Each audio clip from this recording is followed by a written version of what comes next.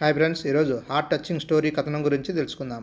మా నాన్నగారు కనిపించడం లేదు. శిరీష మాట విని ఎక్కడికి వెళ్ళారు అని ఆశ్చర్యంతో అడిగాడు వెంకట్. ఆ విషయం తెలిస్తే మీ దగ్గరికి ఎందుకు వస్తాను? నేను అక్కడికే వెళ్ళి ఆయన ఇంటికి పిలుచుకుని వచ్చేదాన్నిగా అంది అతన్ని విసుగ్గా చూస్తూ. సారీ, నేను ఇప్పుడే బయలుదేరి వెళ్ళి చూస్తాను. శిరీష మేడ దిగి కిందకు వచ్చి సిట్అవుట్లో కూర్చుంది. 10 నిమిషాలైనా వెంకట్ కిందికి దిగరాకపోయేసరికి విసురుగా మేడ మీదకి వెళ్ళింది. అతను తన పోలియో కాలికి షూస్ వేసుకుంటున్నాడు. ఆమె వెంటనే మేడ దిగి వచ్చేసింది. మరో 5 నిమిషాల తర్వాత వెంకట్ వచ్చాడు. ఎలా వెళ్తారు అడిగింది అతన్ని. నా మోపెడ్ ఉందిగా అంటూ గేటు వైపు నడవసాగాడు. ఆమె అతని నడకనే చూస్తూ ఉండిపోయింది. షూస్ వేసుకున్న ఒకవైపుకు వంగి నడుస్తున్నాడు. ఆమెకు అతన్ని మొదటిసారి చూసిన సంఘటన గుర్తుకొచ్చింది. ఊరికి వెళ్ళిన తను ఇంటికి రాగానే మేడ మీద పోర్షన్లో ఓ లెక్చరర్ అద్దెకు దిగాడని, అతను చాలా మంచివాడని తల్లి చెప్పింది. అతను తన కళ్ళల్లోకి రాకుమారుడిలా ఉంటాడని ఊహిస్తూ మేడపైకి వెళ్ళింది. అక్కడ తన కాలికి షూస్ వేసుకుంటున్న వెంకట్ కనిపించాడు. తను చాలా నిరుత్సాహపడింది. అతను గొప్ప అందగాడు కాదు, చాలా సాధారణంగా ఉన్నాడు. పైగా పోలియో కాలు. తర్వాత మాటల్లో అతను పార్ట్ టైం లెక్చరర్ అని తెలిసింది.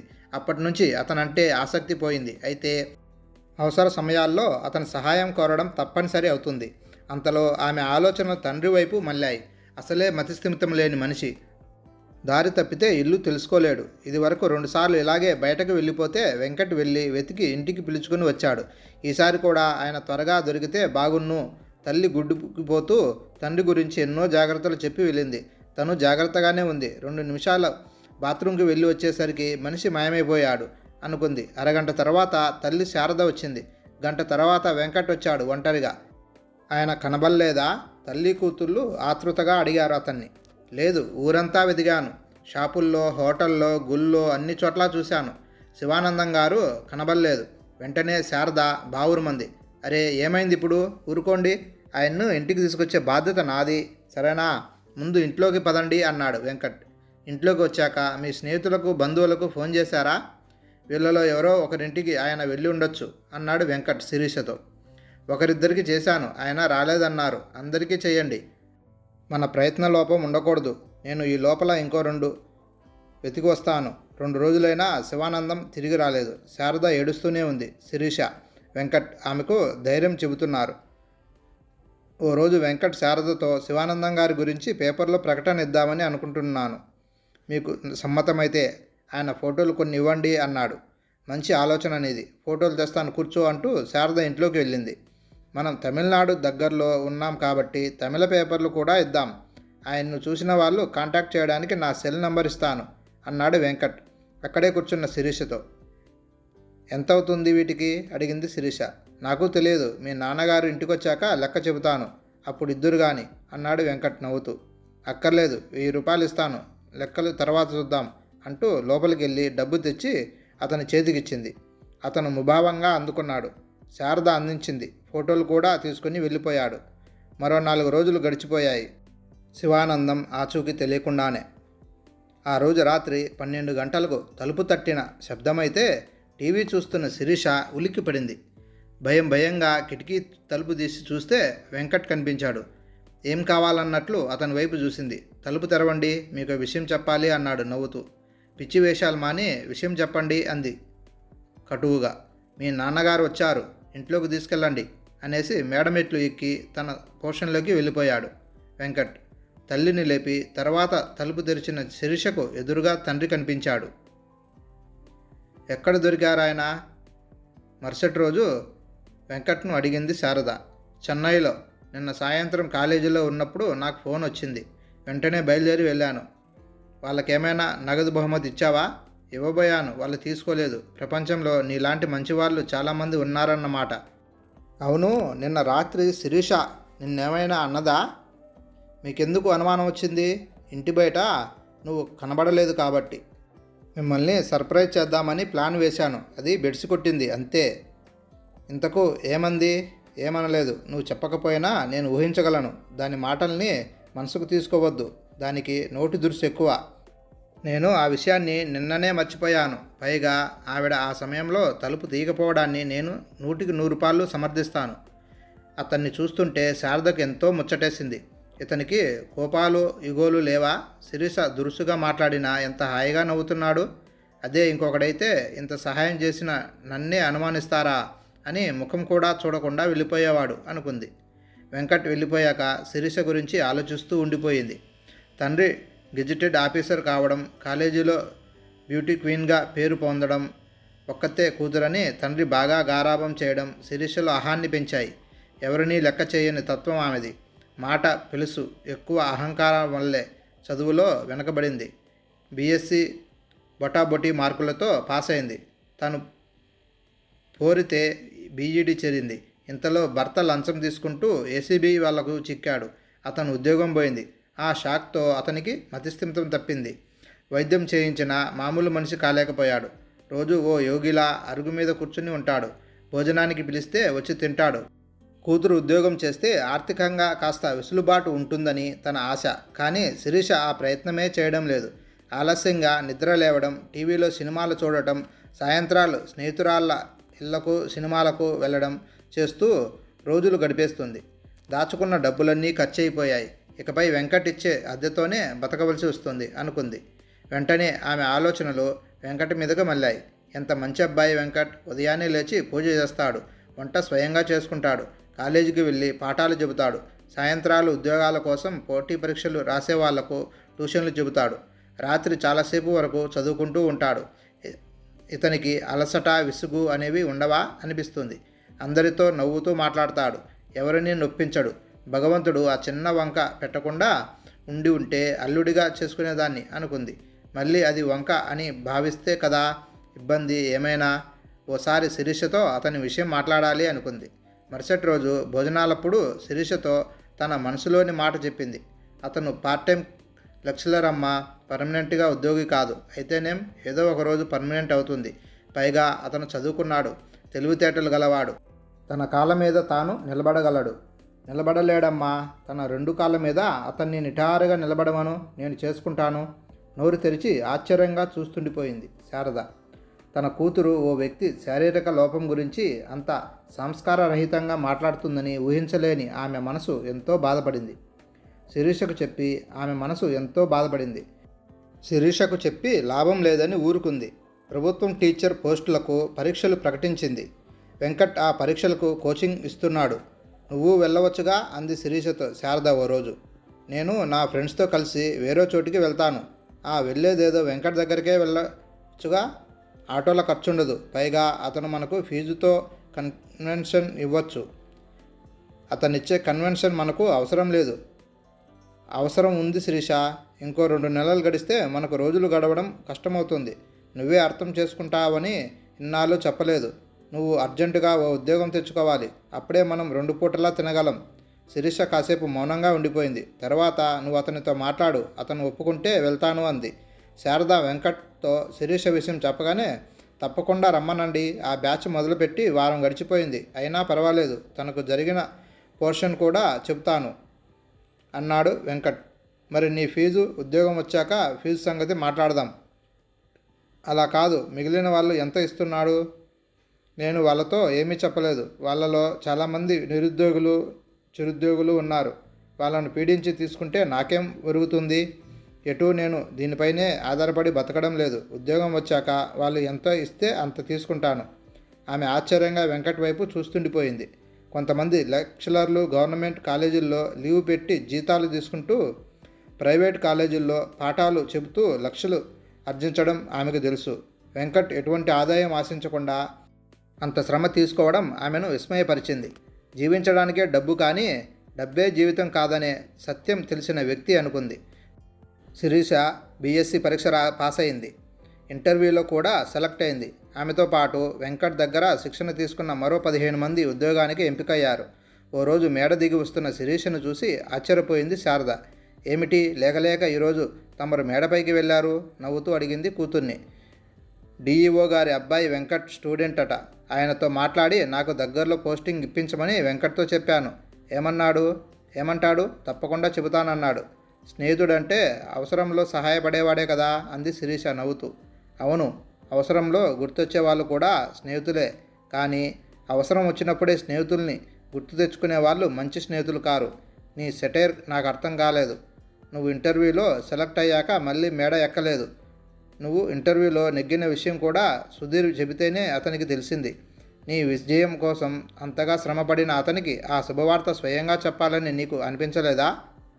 నువ్వు చెప్పావు కదా అని ఊరుకున్నాను. ఇవన్నీ నీతో చెప్పుకుని ఏడ్చాడా? విసుగ్గా అంది శిరీష. చెప్పుకోలేదు, చెప్పాడు. ఆ రోజు నేను ఊర్లో లేను. సాయంత్రం ఊరు నుంచి వచ్చాక అతనికి చెప్పాను. నువ్వు అతనికి విషయం చెప్పకపోయేసరికి నువ్వు సెలెక్ట్ కాలేదనుకుని కొంతసేపు బాధపడ్డాడట. తర్వాత సుధీర్ ఫోన్ చేసి నువ్వు సెలెక్ట్ అయ్యావని చెబితే సంతోషించా. నువ్వు చెప్పు, నీ పద్ధతి కాస్తైనా బాగుందా? శారద మాటలకు బదులు చెప్పకుండా విసుగ్గా వెళ్ళిపోయింది శిరీష. మనుషులు ఆరోగ్యం విలువ, స్నేహం విలువ వాటిని కోల్పోయేంతవరకు తెలుసుకోలేరంటారు. ఇది మాత్రం కోల్పోయినా తెలుసుకోలేదు అనుకుంది శారద. ఓ ఆదివారం వెంకట్ కోసం హరి అనే స్నేహితుడు వచ్చాడు. మేడ మీద పోర్షన్ తాళం వేసి ఉండడంతో శారదను అడిగాడు. వెంకట్ ఎక్కడికి వెళ్తున్నాడో నాకు చెప్పలేదు. ప్రతి ఆదివారం ఉదయం పూట మాకు కనిపించడు అంది శారద. ఈరోజు ఆదివారం కదా, వికలాంగుల ఆశ్రమానికి వెళ్ళి ఉంటాడు. నేను ఆ విషయం మర్చిపోయాను. నా పేరు హరిప్రసాద్, వెంకట్ ఫ్రెండ్ని. తిరుపతి నుంచి వచ్చాను. సాయంత్రం తనని కలుస్తానని వాడొస్తే చెప్పండి. ఎండనబడి వచ్చారు. లోపలికి రండి, మంచినీళ్ళు తాగి వెలుదురు గాని అంది శారద. అతను సోఫాలో కూర్చున్నాక మంచినీళ్ళు అందించింది. వెంకట్ను తల్లిలా చూసుకునే శారద గారు మీరేనన్నమాట అన్నాడు హరి ఆమెతో. శారదను నేనే, ఇది నా కూతురు అంటూ శిరీషను చూపి ఏదో చెప్పబోతుంటే, శిరీష గారు జిల్లా పరిషత్ స్కూల్లో టీచరు, మా వెంకట్ శిష్యురాలు. బయట అరుగు మీద కూర్చున్నారాయన. యోగి శివానందం గారు అవునా అన్నాడు హరి. శారద నవ్వుతూ, వెంకట్ మా వివరాలన్నీ మీకు చెప్పినట్లున్నాడు. అయినా అతనికి ఇల్లు, ఉద్యోగం ఉంది కదా, ఆశ్రమానికి వెళ్ళాల్సిన అవసరం ఏముంది? వరానికి ఒక రోజైనా మాతో గడపవచ్చు కదా అంది. మీరన్నట్లు వాడికి అవసరం లేదు. అక్కడి ఆశ్రమవాసులకు అతని అవసరం ఉంది. ప్రతి ఆదివారం వాళ్ళతో గడిపి వారికి మానసిక ధైర్యాన్ని, ఉల్లాసాన్ని ఇస్తాడు. మామూలు మనుషుల కన్నా తాము ఎందులోనూ తీసిపోమంటూ రుజువు చేయాలని ఉత్సాహపరుస్తాడు. తాను సాధించిన విజయాల గురించి చెప్పి వారికి స్ఫూర్తినిస్తాడు అన్నాడు హరి. స్ఫూర్తినిచ్చేంత విజయాలు అతడేం సాధించాడని వెటకారంగా అంది శిరీష.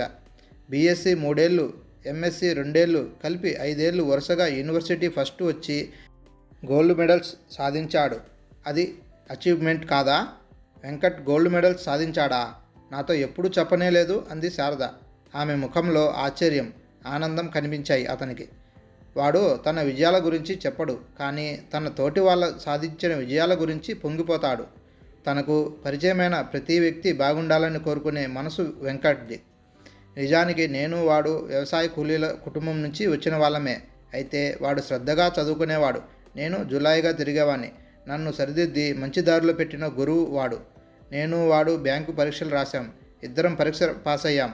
ఇంటర్వ్యూలో నేను సెలెక్ట్ అయ్యాను, వాడు కాలేడు. అయినా వాడి ముఖంలో కానీ మాటల్లో కానీ రవ్వంత అసూయ కూడా నాకు కనబడలేదు.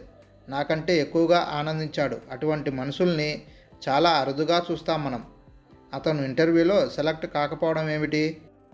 ఫిజికల్లీ హ్యాండిక్యాప్డ్ కోటా కింద అతనికి రిజర్వేషన్ ఉందిగా అడిగింది శిరీష. వారు ఆ సదుపాయాన్ని ఎప్పుడూ వాడుకోలేదు, వాడుకోవడం ఇష్టం లేదు కూడా. మామూలు మనుషులకు తను ఏ విధంగానూ తక్కువ కాదని నిరూపించుకోవాలనే తపన కలిగినవాడు వెంకట్. స్కూల్లో చదువుతున్నప్పుడు ఫస్ట్ ర్యాంక్ ఎప్పుడూ వాడికే వస్తుందని ఈర్ష్యతో క్లాస్మేట్స్ అతన్ని మరే విధంగానూ తప్పు పట్టలేక కుంటివాడు అని వెక్కిరించేవాళ్ళు.